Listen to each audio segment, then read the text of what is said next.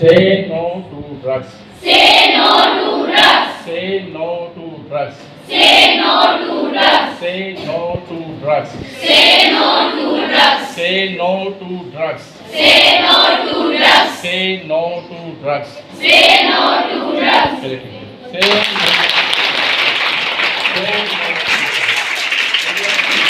और आपने जिंदगी भर ये वाक़ा कर लिया इतनी खूबसूरत कॉलेज की इमारत में इतने मोजिज़ हुज़ूर के सामने आपने कह दिया है से उसका मतलब कि मंशात से इनकार करो, ज़िंदगी से प्यार करो और आखिर में यही कहेंगे पाकिस्तान औज़ु बिल्लाहि मिनश शैतानिर रजीम बिस्मिल्लाहिर रहमानिर रहीम.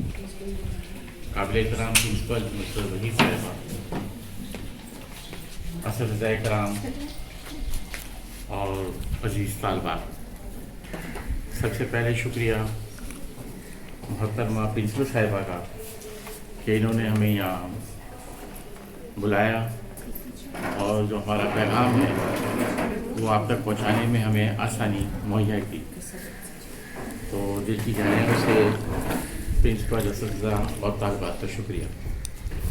अज़ीज़ तालबात, जैसे मेरी सदर साहिबा ने आपको ये बताया कि ये मंशात के अंदर इनके ख़ानदान से एक नौजवान बच्चे का इंतकाल हुआ. यकीनन ये बहुत सदमे की बात है और बहुत दुख की बात है कि जिस घर के अंदर और जिस जगह ये वाक़या होता है वो एक बहुत बड़ा वाक़या उनके ख़ानदान के लिए ज़रूर होता है. तो जब तंजीम फ़ानूस ने ये काम का आगाज़ किया तो ख़ासकर हमने अपने काम का आगाज़ इस तरीके से किया था कि मंशियात के आदी अफराद को जाके देखा, पहले उनको समझा कि ये है क्या चीज़. ये तकरीबन वाक़या 1985-86 के बाद का है. 1990 तक मेरी ज़ाहिर बात है फर्स्ट ईयर का एक इंटर का स्टूडेंट था और कोई ज़िम्मेदारी तो थी नहीं घर की तरफ से कमाने की. तो मैंने जाके हॉस्पिटल्स में वॉलंटरी वर्क किया और वहाँ पे ये देखा मंशियात के आदी अफराद को कि जैसे हर घर का चश्म चराग वहाँ आया और एक बंदे को या एक फ़र्द को मरते हुए मैंने नहीं देखा, बहुत सारे लोगों को मरते हुए मैंने देखा. उस कंडीशन में वो आते थे नशे की हालत में और उसके बाद वो वहाँ रहते थे और फिर बिलाखिर उसका अंजाम या तो वो नालों में होता था उसका इख्तिताम उसकी मौत का, या फुटपाथ पे पड़े हुए होते थे. तो 1990 के करीब की जो रिपोर्टें थी उस वक्त की वो ये थी कि एडी सेंटर के ज़राए के मुताबिक उस वक्त की कराची शहर में 3 से 4 अफराद ऐसे होते थे जिनकी लाशों को वो उठाते थे और वो हेरोइन के आदी अफराद होते थे, ड्रग्स के आदी होते थे. उस वक्त की तादाद थी ये. उस वक्त आबादी तकरीबन 1.5 करोड़ की थी. Sorry, daily basis. और इस वक्त जो लाहौर की रिपोर्ट है वहाँ रोज़ाना 4 से 5 लोग इस नशे से मरते हैं. तो ये बहुत बड़ी तादाद थी. और ये कौन लोग थे ये जो मर रहे थे? ये हमारी मुल्क के बच्चे थे, हमारी मुल्क के नौजवान थे, हमारी मुल्क का असासा थे.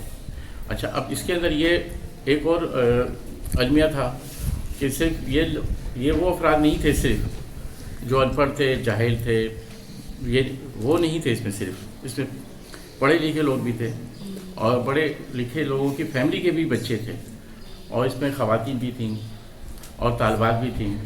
तो वो इतने ज़्यादा तादाद में जब मैंने ये देखा तो और ये अफसोस होता था.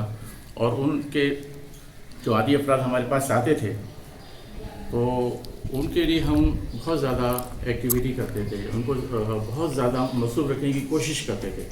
लेकिन मैं ख़ासकर इस नुक्ते पे पहुंचा था कि ये जो आदी अफराद आज आते हैं, कल आते हैं, जब भी आते हैं ये दोबारा आ जाते हैं. 2 दफ़ा इलाज कराने के बाद आ जाते हैं, 3 दफ़ा इलाज कराने के बाद आ जाते हैं. तो ये मुझे इसका बड़ा अफसोस होता था और मैं वालिदैन की वो हालत देखता था, उसको और अफसोस होता था कि वालिदैन अपनी पूरी जमा पूंजी उस बच्चे पे लगा दिया करते थे लेकिन उसको सही होने का नाम वो लेता नहीं था. वो बिलाखिर उसकी मौत वाकई ही होती थी जब इत्तला में आ जाती थी. इसी तरह का कोई खातून का शौहर है वो अपनी पूरी जमा पूंजी उस बच्चे अपने शौहर पे खर्च कर देती है और उसके बाद उसका फिर वही अंजाम होता है जो मैंने बताया कि मौत ही होती थी. تو یہ اتنے سارے مریضوں کو دیکھا میں نے، ہزاروں کی تعداد میں مریضوں کو دیکھا، تو پھر یہ میں اس چیز سے بہت زیادہ ڈسہارٹ ہو گیا تھا 1990 کے اندر کہ بھئی اس کا علاج تو مجھے نظر نہیں آ رہا، اور جو انسدادی منشیات کے ہاسپٹل تھے وہ بنیادی طور پر اس سے پیسہ بہت کمانے لگے تھے اور کما رہے تھے، اور اب بھی بہت کماتے ہیں۔ یہ منشیات کے جو ہاسپٹلس ہیں یہ بہت کماتے ہیں۔ تو مجھے ان سے پھر مجھے یہ احساس ہوا کہ یہ مجھے ان کے لیے اب کام نہیں کرنا ہے جو لگ چکے ہیں بہت زیادہ تعداد میں، کیونکہ صحیح ہو تو پھر آدمی خوش بھی ہوتا ہے کہ میری وجہ سے یہ بچہ، یہ لڑکا، یہ لڑکی، خاتون یہ اچھی ہو گئی، اپنی صحت مند زندگی کو گزار رہی ہے۔ لیکن میں ڈسہارٹ ہوا تھوڑا سا، پھر اللہ نے مجھے ایک اور یہ طاقت دی اور ایک اور سمجھ دی مجھے کہ کیوں نہ ہم اپنی نئی نسل کو بچائیں، اپنے طلباء طالبات کو بچائیں۔ تو پھر ہم نے اپنا ٹارگیٹ کو تعلیمی اداروں میں کیا، اس وقت سے لے کے اور آج تک الحمدللہ ہم آپ جیسے لوگوں کے پاس آتے ہیں۔ وہ کیوں آتے ہیں ہم سب جانتے ہیں کہ کسی بھی ملک کا سرمایہ، کسی بھی ملک کی ریڑھ کی ہڈی، کسی بھی ملک کی تعمیر و ترقی آپ طلباء طالبات کے ہاتھ میں ہوتی ہے، اور جب آپ کے ہاتھ میں ہے تو سب کچھ آپ کے ہاتھ میں۔ ملک کو جس ڈگر پہ بھی آپ چلانا چاہیں گے آپ آسانی چلا لیں گے۔ تو یہ اللہ کا شکر ہوا کہ ہمت نہیں ہاری اور کوشش پوری کی کہ ہم آپ طالب علموں کے ذریعے سے اس کو کم سے کم کریں، اس کا خاتمہ کریں اور اس کی تدارک کے لیے تدابیر کریں۔ اور اس کے اندر جو سب سے اچھی چیز وہ ہوئی، بہت اچھی چیز یہ ہوئی کہ ہمارے معاشرے کے پرنسپلس، اساتذہ نے بھرپور ساتھ دیا ہمارا، اور اتنا اچھا ساتھ دیا کہ جیسے مس صدف نے بتایا کہ ہم نے 5 لاکھ طلباء طالبات کو، اس زمانے کی رپورٹ تھی جب ہم کام کر رہے تھے بہت زیادہ طالب علموں میں، تو صرف کراچی شہر کے اندر کے بچے تھے، یہ اسٹوڈنٹس تھے جو ہم نے اپنا میسیج دیا، ان کو پیغام دیا۔ اور پیغام اس طرح سے نہیں دیا کہ ہم نے ان کو تقریر کر دی اور بات ختم کر دی، بلکہ ان کو ہم نے منشیات کے خلاف پوسٹرز بنوائے، تقریری مقابلے کروائے، تحریری مقابلے کروائے، اور ریلیاں کریں، مارچ کرا منشیات کے خلاف۔ مطلب ہر وہ چیز کی جو ان کا ذہن اس چیز پہ کام کرے، ان کا ہاتھ، ان کی سوچ، ان کی فکر کہ یہ منشیات بہت بری چیز ہے، یہ چیز ہو۔ تو اس سلسلے میں بہت ہمیں تعاون ملا اور ماشاءاللہ سے بہت اچھا ہم نے کام کیا۔ اساتذہ کو بھی ہم نے اپنے ساتھ ملا کے رکھا، اور 10-12 سال تک ہم نے پرنسپل پروفیسرس کو ایوارڈ دیے، ان کی خدمات پہ ایوارڈ دیے۔ پوزیشن ہولڈرز بچے جو تھے میٹرک انٹر کے، مجھ سے 10-12 سال تک ان کو ہمیں ایوارڈ دے کے اپنے قریب کیا۔ پوزیشن ہولڈرز بچے ہمارے ساتھ کام کرتے تھے اس زمانے میں۔ تو یہ سب اس طریقے سے ہم نے اپنے ورکنگ کے دائرے کو پھیلاتے ہوئے کام کیا۔ اور میں جس وقت یہ کام کر رہا تھا تو اس وقت یہ بہت زیادہ نیا نشہ تھا ہیروئن کا، تو ہمیں بھی نہیں پتہ تھا کیا تھا، لیکن جب ریسرچ کریں تو یہ تو بہت تباکن نشہ تھا پاکستان کے اندر کہ وہ ہیروئن کے نشے نے بہت زیادہ متاثر کر رہا تھا، لاکھوں انسانوں کو متاثر کر رہا تھا۔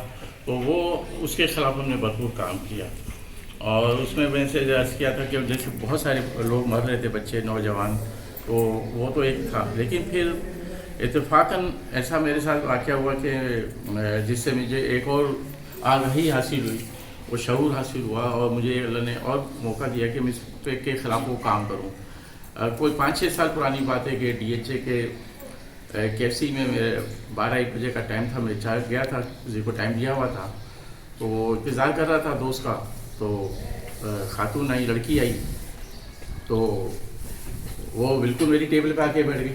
میں نے کہا پتہ نہیں کیا، چلو وہ تھی، اچھا مجھے اندازہ تھا کہ یہ کوئی ڈرگ یوزر ہے۔ اس کے کپڑے بتا رہے تھے میلے وغیرہ، اس کی انگلیاں یا ہاتھ یا اس کا اٹک اٹک کے بولنا، تو اس سے مجھے اندازہ ہو گیا تھا۔ اس نے کہا بیٹھ جاؤ، میں نے کہا آپ بیٹھ جائیں، ظاہری بات ہے۔ تو میں نے کہا کہ باتونی تو ہوں، تو میں نے اس سے کہہ دیا کہ آپ کسی کا انتظار کر رہی ہیں؟ کہ ہاں مجھے مطلب 1 بج رہا ہوگا اس وقت، تو کہنے لگی مجھے 2 بجے کا ٹائم دیا تھا، تو میں 1 بجے آ گئی ہوں، وہ ایک صاحب آئیں گے میرے پاس۔ تو میں نے کہا خیریت، کیوں آئیں گے؟ کہنے لگی اب دیکھیے اس کا جو واقعہ تھا نا، اس سے ہمیں یہ پتہ چلتا ہے کہ یہ کیا چیز تھا نشہ۔ تو میں نے کہا کیوں آئیں گے؟ کہنے لگے مجھے لے جائیں گے۔ میں نے کہا کیوں لے جائیں گے؟ اس نے یہ کہا کہ میں اپنے گھر والوں سے خوفزدہ ہوں اور میں اس کو چھوڑنا چاہتی ہوں۔ میں نے کہا اچھا، تو کیا وجہ ہے؟ ماں باپ ہیں، بہن بھائی ہیں۔ وہ اس کے ذہن میں ایک ہی پوائنٹ آ گیا تھا کہ وہ مجھے قتل کر دیں گے، وہ مجھے کیا کر دیں گے؟ مار دیں گے۔ اچھا بھائی مار دیں گے، کیوں مار دیں گے؟ گھر والے تو پیار محبت سے رکھتے ہیں۔ کہنے لگے نہیں، مجھے قتل کر دیں گے۔ تو میں نے کہا آپ تو نشہ تو کرتی ہیں، نظر آ رہا ہے مجھے پہلے کہ ہاں نشہ کرتی. تو میں نے کہا کون سا نشہ کرتی ہے؟ میرے ذہن میں اس زمانے میں چرس کا نشہ تھا، بہت زیادہ پیتی تھی لڑکیاں، جو اگر بگڑتی ہیں تو وہ سگریٹ اور چرس پہ آتی ہیں، پھر ہیروئن بعد میں آتی تھی. میرے ذہن میں تو یہ ہیروئن ایڈکٹ ہوگی، لیکن وہ اس نے کہا میں کرسٹل میتھ یعنی آئس کہتے ہیں ہم کو، اس کا نشہ کرتی ہیں. تو میں نے کہا یہ کیا ہوتا ہے؟ میرے لیے بھی نئی چیز تھی 5-6 سال پہلے. تو اس نے پھر بتایا کہ یہ وہ نشہ. پھر جب میں نے اس پہ ریسرچ کیا اس کو پھر میں نے دیکھا، پھر وہ قریب آئس کے نشے کے لوگوں سے میں ملاقات کی، ان سے گپ شپ کی، ان سے بات چیت کی، کیونکہ ہاسپٹل والے تو مجھے گھسنے نہیں دیں گے، مجھے بات بھی نہیں کرنے دیں گے، کیونکہ میں تو اس کے خلاف ہوں. تو انہوں نے اس نے پھر مجھے بہت سی باتیں بھی بتائیں، اس کی علامتیں بھی بتائیں. اور جب میرا اس پہ پھر تھوڑا سا میں نے ورک کیا آئس کے اوپر، تو یہ تو ہیروئن سے بھی زیادہ آگے نکلا. بہت زیادہ پرتشدد نشہ اور جان لیوا نشہ اور قاتل نشہ نکلا یہ آئس. وہ یہ وجہ تھی. میں آپ کو بتا دوں کہ یہ جو آئس کا نشہ ہوتا ہے یہ مصنوعی طریقے سے تیار کیا جاتا ہے. دنیا کے اندر جتنے بھی اس وقت نشہ، خاص کر جو پاکستان میں نشہ چل رہے ہیں، وہ سب قدرتی جڑی بوٹیوں سے پیدا ہوتے ہیں. چاہے وہ آپ کا ہیروئن ہو، چرس ہو، بھنگ ہو، افیون ہو، یہ قدرتی پودوں سے تیار ہوتا ہے. قدرت ایک لمٹ کے اندر طاقت رکھتی ہے اس کے اندر، لیکن انسانی طاقتیں جب اس میں اپنی جس کو کہتے ہیں شیطانی طاقتیں بھی کام میں لگ جائیں، تو وہ انہوں نے یہ جو آئس کا نشہ تھا یہ انہوں نے انسانوں نے ایجاد کرا، یہ بنایا. آپ یہ دیکھیں جو انسان بنائے گا تو اس میں کتنی زیادہ پوٹینسی ڈالے گا، کتنی زیادہ طاقت ڈالے گا. وہ اتنی طاقت اس میں ڈال دی تھی کہ وہ ایک دم اس کو پینے سے وہ کہاں سے کام پہنچ جاتا ہے. تو یہ نشہ جب انہوں نے بنایا جرمنی نے یا جاپان نے 1919 سے بنا، پھر اس کے بعد پھر اس کو جنگوں میں استعمال کیا گیا. تو جاپانیوں نے اپنے پائلٹ کو اس کو پلایا، باقاعدہ استعمال کرایا انجیکشن کے ذریعے سے یا پلا کے جو بھی طریقے سے، ان میں طاقت آ گئی. طاقت آنے کے بعد انہوں نے امریکہ کے جہازوں کو، بحری بیڑوں کو تباہ برباد کر دیا. تو اس کا مطلب یہ نکلا کہ یہ جو نشہ ہے شروع کے اندر بہت زیادہ طاقت دیتا ہے. ابھی یہ میں آپ کو بتانے کا مقصد یہ ہے کہ آپ اس کے اثرات کو اور اس کی علامتوں کو آپ اپنے ذہن میں بٹھائیے گا، تاکہ اللہ نہ کرے آپ کے ارد و گرد میں کوئی ایسا فرد ہو تو آپ سمجھ لیں کہ یہ جو نشہ کر رہا ہے، اور وہ بھی کس چیز کا کر رہا ہے، وہ آئس کا نشہ کر رہا ہے. تو یہ آپ کے لیے ایک علامتیں میں بتانا چاہتا ہوں. تو اس کے اندر انہوں نے بہت زیادہ انرجی اور بہت زیادہ طاقتیں اس پہ پیدا ہو گئی تھیں. اگر مائک لگ جائے تو میرے لیے آسانی ہو جائے گی.